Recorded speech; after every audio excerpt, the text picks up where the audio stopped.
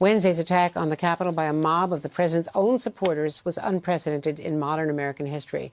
But in a powerful video, Arnold Schwarzenegger, former governor of California, is warning how what he, as an immigrant from Austria, is seeing in echoes about the rise of fascism in Europe.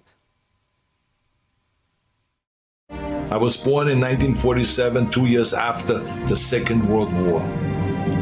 Growing up, I was surrounded by broken men drinking away their guilt over their participation in the most evil regime in history. President Trump sought to overturn the results of an election, and of a fair election. He sought a coup by misleading people with lies. My father and our neighbors were misled also with lies, and I know where such lies lead.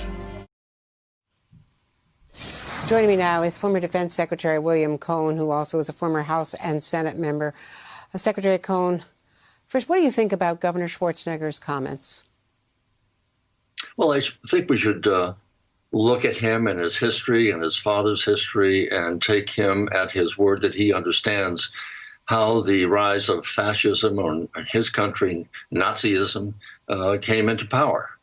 We're seeing, and we did see during that period, the rise of anti-Semitism, the attempt to murder every single Jew in Europe.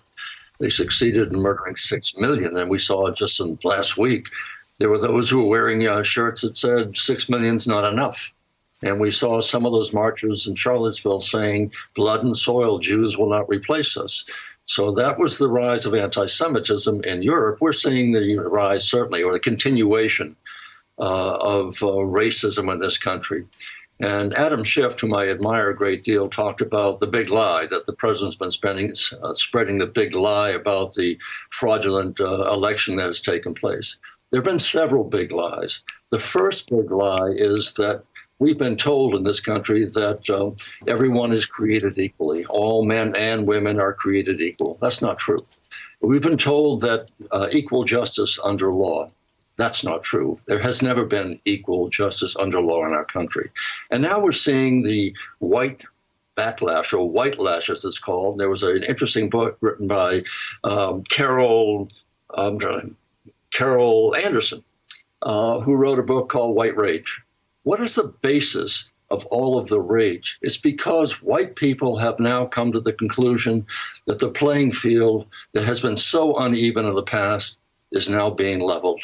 And when the playing field is leveled, people have to be judged based upon their character and capabilities and not upon their skin color. And that's part of the rage in which they're seeing people of all colors, religions, ethnicities, races now are able to compete. And when they are able to compete, they prevail. So it's really about racism, which goes back to the core of our country, that continues to this day, that we saw 100 years ago with the Tulsa massacres in Tulsa, Oklahoma. Same thing. Black Wall Street burned down. Why? They were prospering. They were creating jobs. And the white supremacists, so-called, burned it all down because they couldn't stand the competition. Hey there, I'm Chris Hayes from MSNBC. Thanks for watching MSNBC on YouTube. If you want to keep up to date with the videos we're putting out, you can click subscribe just below me or click over on this list to see lots of other great videos.